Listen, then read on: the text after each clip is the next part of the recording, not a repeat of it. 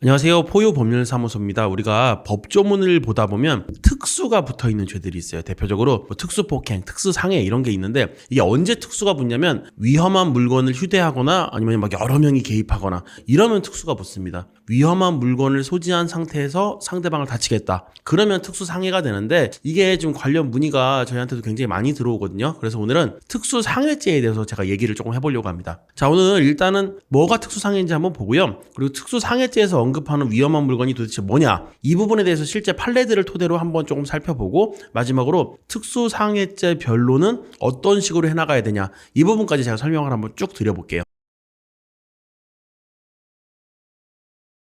자, 일단 법조문부터 볼게요. 특수상해는 우리 형법 258조의 2에서 규정을 하고 있는데 단체 또는 다중의 위력을 보이거나 위험한 물건을 휴대하여 상해 또는 존속상해의 죄를 범한 자는 1년 이상 10년 이하의 징역에 처한다 라고 되어 있고요. 중상해는 이제 2년 이상에서 20년 이하의 징역, 그리고 1항의 미수범도 처벌한다 라고 되어 있습니다. 이게 특수상해 같은 경우는 벌금형이 없기 때문에 특수상해죄가 적용되면 처벌이 꽤 무겁다라고 생각하시면 될 것 같습니다. 단체 또는 다중의 위력이다라고 하면은 이 부분 충분히 이해되실 거예요. 여러 명이 이제 같이 한다는 얘기니까, 그죠? 근데 가장 애매한 부분이기도 하고 특수상해에 있어서 가장 쟁점이 많이 되는 부분이 위험한 물건이라는 부분입니다. 자, 우리가 상대방을 그냥 때리면, 주먹으로 때리면 폭행죄, 그러다가 다치면 상해죄예요, 그죠? 근데 막 식칼이나 가위 이런 걸 들었다. 그러면 특수폭행, 특수상해가 될 수 있는 겁니다. 자, 위험한 물건, 이게 사실 조금 애매한데요. 우리 판례에서는 위험한 물건의 판단 기준에 대해서 객관적 성질과 용법에 따라 사람의 생명, 신체에 해를 줄 수 있는 물건이다 라고 규정하고 있습니다. 애초에 그러니까 살상을 목적으로 만들어진 거 있잖아요.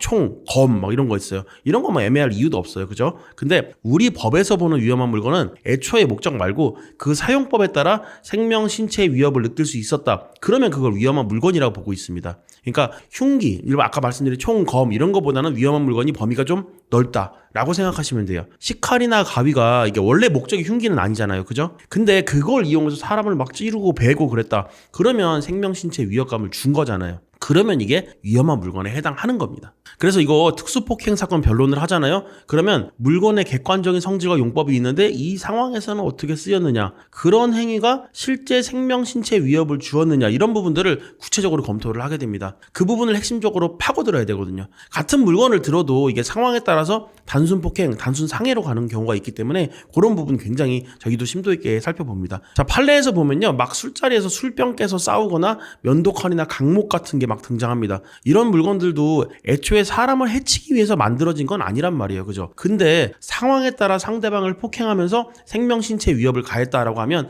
이건 특수상해죄가 적용이 되는 겁니다. 반대로 전혀 위험하지 않을 것 같은 물건도 상황에 따라서는 특수상해죄가 적용되기도 합니다. 유명한 판례 중에 스마트폰으로 상대방을 가격을 해서 특수상해죄가 적용된 판례가 있기도 하고요. 자, 제가 오늘 소개해드릴 판례에서 등장하는 위험한 물건은 또 떡국이에요. 자, 정확히는 뜨거운 떡국이 담긴 그릇, 이건데 이 사건 2심까지 가면서 굉장히 치열하게 다툼이 있었습니다. 이 사건의 피고인은 교도소에 수용이 되어 있었어요. 근데 아침 식사로 떡국이 나왔단 말이에요. 그래서 떡국 배식을 막 받고 있었는데 배식 담당자한테 야, 너 나한테 왜 반말하냐라고 하면서 막 시비를 건 거예요. 그래서 그 배식구 쪽으로 떡국이 담긴 그릇을 집어 던져갖고 특수상해죄로 이 사람 기소가 됐습니다. 자, 여러분들, 떡국 아니면 떡국이 담긴 그릇, 이게 객관적인 성질과 용법이 위험한 물건으로 구별하기는 좀 그렇잖아요, 그죠? 근데 이 사건의 1심 재판부는 가열 조리가 맞춰지고 한 5분 정도가 지난 상태의 국물은 인체 피부에 닿을 경우에 화상의 원인이 되기 충분하다라고 해갖고 뜨거운 떡국이 담긴 그릇은 특수상해죄에서 정한 위험한 물건에 해당한다라고 봤어요. 근데 이게 또 2심까지 가서 2심 재판부는 어떻게 봤냐면 좀 더 상황을 구체적으로 판단했습니다. 자,